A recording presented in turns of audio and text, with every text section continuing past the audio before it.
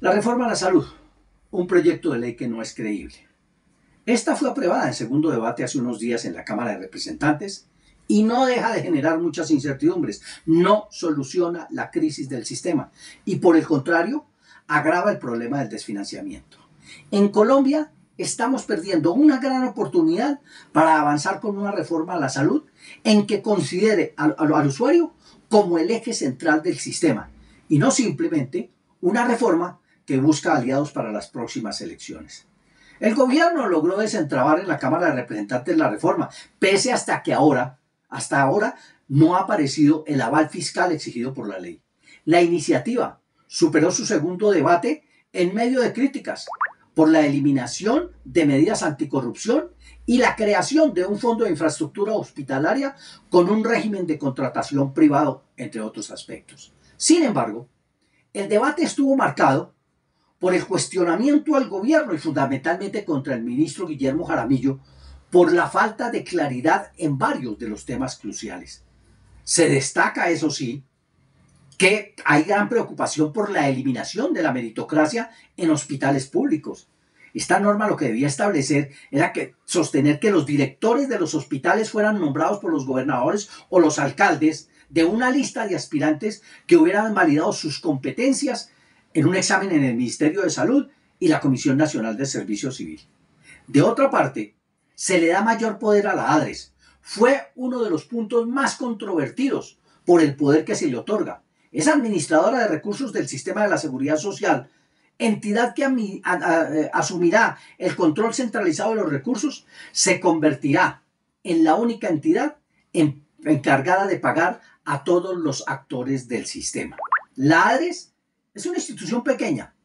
La ADRES tiene poco personal, tiene un presupuesto pequeño y será una superentidad donde el director se convierte en el funcionario más importante del gobierno, más importante inclusive que el ministro de Salud, más importante que el superintendente de Salud. Y esto porque ese solo funcionario va a manejar la pequeña bobadita de 90 billones de pesos al año.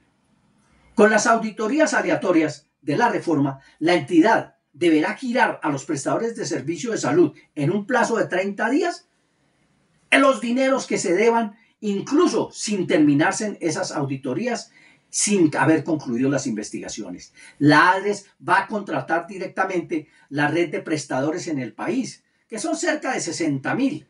Y cabe una pregunta muy clara. Si la fiduprevisora no fue capaz de contratar 800 prestadores, ¿irá a pasar lo mismo con lo que pasó con el modelo impuesto para los maestros? ¿Y qué decir del Fondo de Infraestructura Hospitalaria y las críticas por posible corrupción?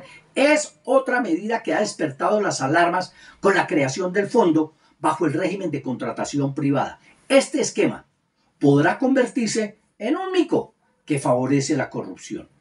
El artículo plantea que los recursos del Fondo de Infraestructura contarán con múltiples fuentes de financiamiento, incluyendo los recursos del Sistema General de Regalías, las donaciones y otros de destinación específica. Pero ese fondo de infraestructura será administrado por un comité consultivo y la ordenación del gasto estará a cargo de un funcionario que designe el Ministerio de Salud y Protección.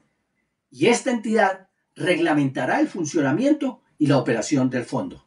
Bueno, con claridad, esto quiere decir que los hospitales, que son obras públicas, deben contratarse bajo la Ley 80, cumpliendo el principio de publicidad. Ahora se harán con un fondo que se regirá bajo el derecho privado. Es decir, desaparecerán las licitaciones, desaparecerá la transparencia y se contratará a dedo y ya sabemos cómo puede terminar esto. O sea, esta reforma no solo tiene lo mismo del anterior, sino que es peor.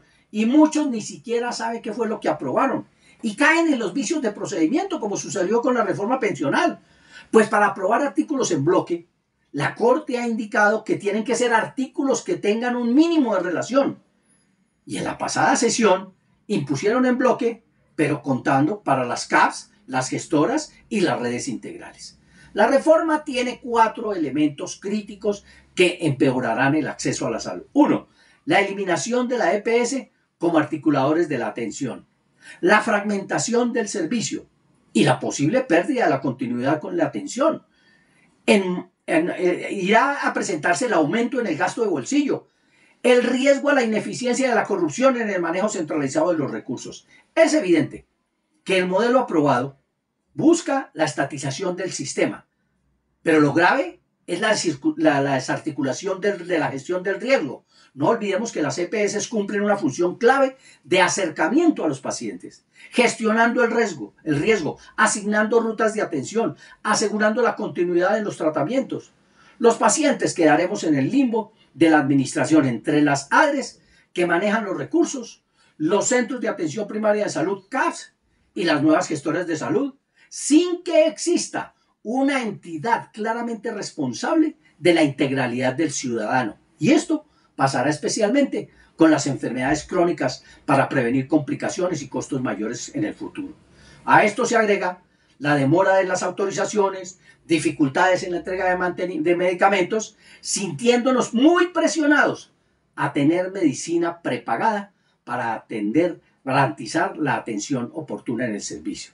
Señores congresistas, señor presidente Petro, no nos quite el derecho a tener una salud para poder vivir.